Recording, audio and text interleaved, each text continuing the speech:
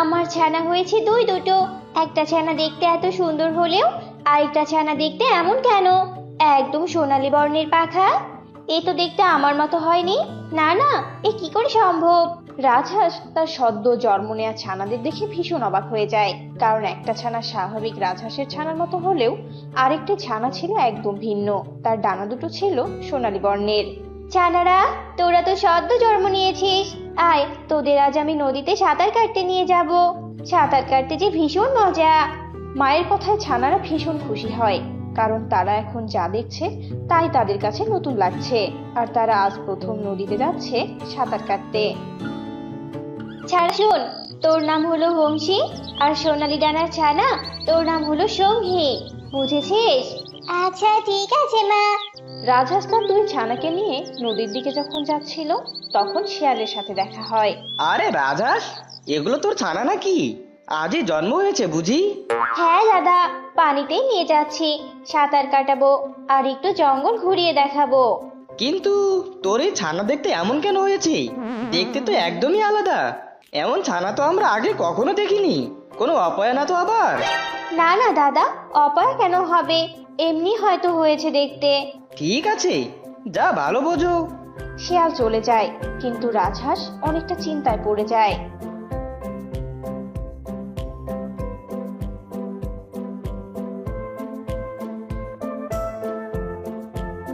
ছানারা, এই যে নদী, আয় আয়, তোরা ডানা নাড়িয়ে সাঁতার কেটে নে। বংশী মায়ের কথা মতো সাঁতার কাটতে পারলেও সঙ্গী কিছুতেই সাঁতার কাটতে পারছিল না, বারবার পানিতে ডুবে যাচ্ছিল। মা, পারছি না তো, পাখায় তো আমার ভীষণ ভারী লাগছে, পারছি না মা, পারছি না। আচ্ছা রে মা, তোর সাঁতার কাটতে হবে না, তুই উপরে উঠে আয়। সঙ্গী উপরে উঠে যায়, আর তারা সাঁতার কাটতে থাকে। এভাবেই দিন কাটছিল। সঙ্গী ঠিকভাবে সাঁতারটাও কাটতে পারতো না, আর জঙ্গলের পশুরা সবাই রাজহাঁসকে নানান কথা শোনাতে থাকে সঙ্গীকে নিয়ে।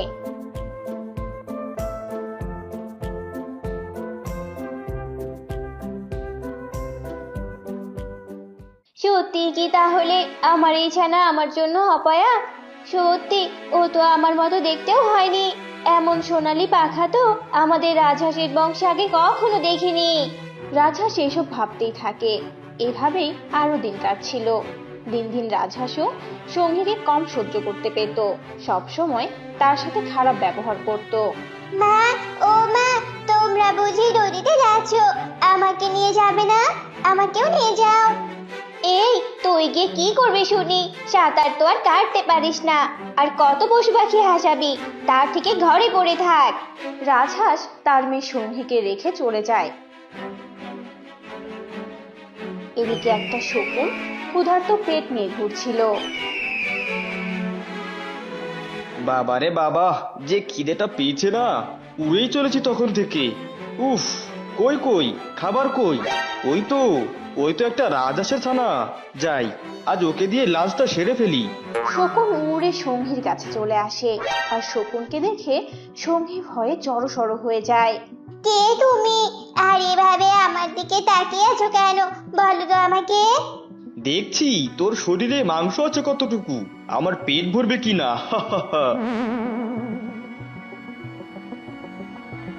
শকুন মুখ দিয়ে সঙ্গীকে নিয়ে আকাশে উঠতে থাকে, আর সঙ্গী ভীষণ কাঁদতে থাকে। এমন কান্না শুনে শকুন ভীষণ রেগে যায়, আর যেই না মুখ খুলে সঙ্গীকে ধমক দিতে যাবে, অমনি সঙ্গী ধপাস করে একটা ঝোপের মাঝে পড়ে যায়। আরে আরে, কই গেল গেল কই? হায় হায় রে, নিজের বোকামির জন্য এমন সুস্বাদু খাবারটা আমি হারিয়ে ফেললাম। উফ, বড্ড মিস করে ফেললাম। শকুন আশেপাশে খুঁজে কোথাও সঙ্গীকে খুঁজে পায় না। এদিকে সঙ্গী জ্ঞান ফিরে তাকিয়ে দেখে একটা ছোট্ট ইঁদুর তার দিকে তাকিয়ে আছে। কে তুমি? আমার দিকে ওভাবে ভূত দেখার মতো তাকিয়ে আছো যে? এটা কোন জঙ্গল? আর শোনো, আমি কিন্তু ভূত নই গো। এটা আমাদের জঙ্গল, কিন্তু তুমি বলো তো, এমন ঝোপের মাঝে তুমি এলে কি করে? তুমি বুঝি ঘুমাচ্ছিলে? তোমার দেখে দুটো সোনালী ডানাও আছে। দাঁড়াও দাঁড়াও, এতগুলো প্রশ্নের উত্তর আমি দিব কি করে? এক এক করে তো বলতে দাও আমাকে। এরপর সঙ্গী ইঁদুরকে সবটা খুলে বলে। ও, বুঝেছি, তাহলে তো তুমি আজকে একটুর জন্য বেঁচে গেছো। নয়তো এতক্ষণে তুই দুষ্টু শকুনের পেটে থাকতে। তুমি কোনো চিন্তা করো না, এই জঙ্গলে তুমি আমার সাথেই থাকবে। আচ্ছা ঠিক আছে বন্ধু। এরপর থেকে সঙ্গী আর ইঁদুর মিলে একসাথে দিন কাটাতে থাকে।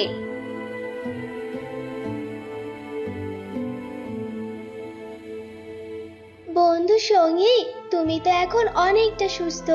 চলো তোমায় আজকে আমি ঘুরতে নিয়ে যাই, গিয়ে অনেক মজা হবে কিন্তু। আমাদের জঙ্গলটা ভীষণ সুন্দর। না বন্ধু, আমি আজকে কোথাও যাব না। আবার আজকে মার বোনের কথা ভীষণ মনে পড়ছে। মা নিশ্চয়ই আমাকে নিয়ে অনেক চিন্তা করছে। ওই জন্য তো বলছি, আমার সাথে চলো, তোমার অনেক ভালো লাগবে। ইঁদুর সঙ্গীকে নিয়ে চলে যায়। সঙ্গীর তার মার বোনের কথা মনে পড়লেও রাজহাঁস মেয়েকে দেখতে না পেয়ে ভীষণ খুশি হয়েছিল আর মনে মনে ভাবছিল আপদ বিদায় হয়ে ঠিক কাজ হয়েছে। কিন্তু সঙ্গীর ঠিক ওই মায়ের কথা মনে পড়ছিল। বন্ধু ইঁদুর, সত্যি তোমাদের জঙ্গলটা ভীষণ সুন্দর। আরে আরে, ইঁদুরের সাথে তো ভালোই একটা নাদুস নুদুস হাঁসের ছানা দেখতে পাচ্ছি। এমন ছানা তো আমি আগে কখনো খাইনি। তার মানে এর মাংস অনেক সুস্বাদু হবে। একে তো আমার খেতেই হবে।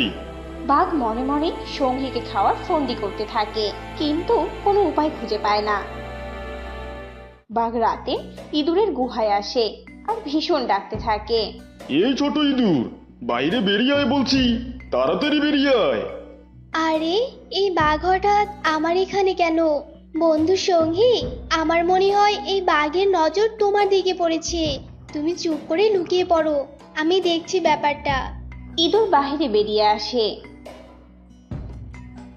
আরে বাঘ রাজা, আপনি বলুন বলুন, আপনি হঠাৎ আমার মতো সামনে ইঁদুরের বাসায় আমাকেই ডেকে পাঠাতেন। আপনি এত কষ্ট করে এলেন যে? হয়েছে হয়েছে, আমাকে এত খাতির দেখাতে হবে না। আমাকে বল, তোর সাথে যে হাঁসটা দেখেছি ওটা কই? এই যে ব্যাটা, যা ভেবেছিলাম তাই হলো। আসলে বাঘ রাজা, ও তো আমার নতুন বন্ধু, পাশের জঙ্গল থেকে ঘুরতে এসেছিল, আজকেই চলে গেছে। আরে নিশ্চয়ই তুই আমাকে মিথ্যে বলছিস, তাই না? আপনার বিশ্বাস না হলে আপনি দেখতে পারেন রাজা মশাই। থাক থাক, আর বলতে হবে না। তবে শোন, এরপর এলে অবশ্যই আমার কাছে নিয়ে আসবি। এরপর বাঘ চলে যায় আর ইঁদুর আবার গুহায় চলে যায়। বন্ধু, আমি যা ভেবেছিলাম তাই সত্যি, ওই বাঘ তোমাকে খেতে চায়। শোনো, কাল থেকে তুমি আর গুহা থেকে বের হবে না, আমি তোমার জন্য খাবার নিয়ে আসব। আচ্ছা ঠিক আছে বন্ধু।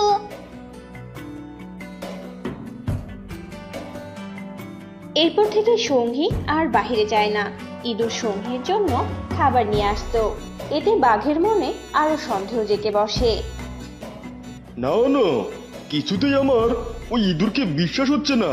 নিশ্চয়ই হাঁস ইঁদুরের কাছেই আছে, নয়তো ওই ইঁদুর এত খাবার নিয়ে যায় কেন? ব্যাপারটা তো আমাকে দেখতেই হচ্ছে।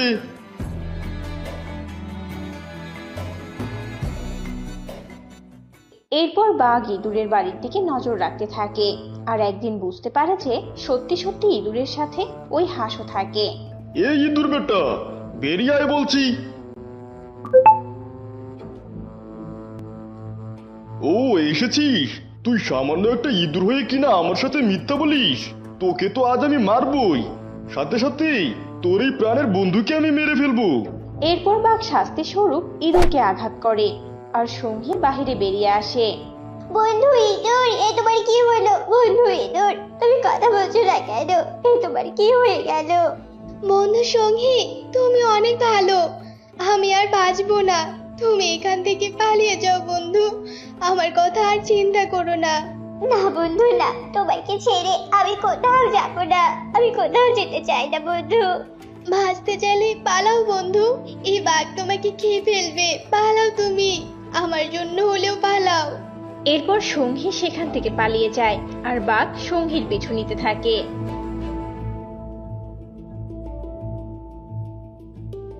আরে আরে, এই হাঁসটা আবার কোথায় গেল? এখানেই তো দেখলাম, তাহলে লুকালো কোথায়? না না না, এ তো হতেই পারে না। বাঘ সঙ্গীকে হারিয়ে ফেলে আর এদিকে সঙ্গী ঝোপের আড়ালে হাঁপাতে থাকে। আমার বন্ধু কিনা আমার জন্য নিজের প্রাণ দিয়ে দিল। তোমাকে অনেক মনে পড়বে বন্ধু, তুমি আমার অনেক ভালো বন্ধু ছিলে। সঙ্গী অনেকক্ষণ ঝোপের আড়ালে লুকিয়ে থাকে আর অনেকক্ষণ পর সেখান থেকে বেরিয়ে আসে আর অসহায়ের মতো কাঁদতে থাকে। এমন সময় সেখানে একটা পরী চলে আসে। কাঁদছো কেন তুমি? এরপর সঙ্গী সেই পরীকে সবটা খুলে বলে।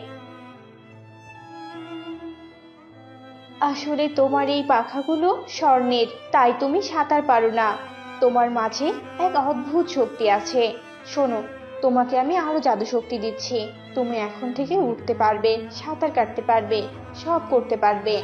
আর তোমার বাড়িতে আবার যেতে পারবে। আমি পথ দেখিয়ে দিব, তুমি তোমার বাড়িতে যাবে, কেমন?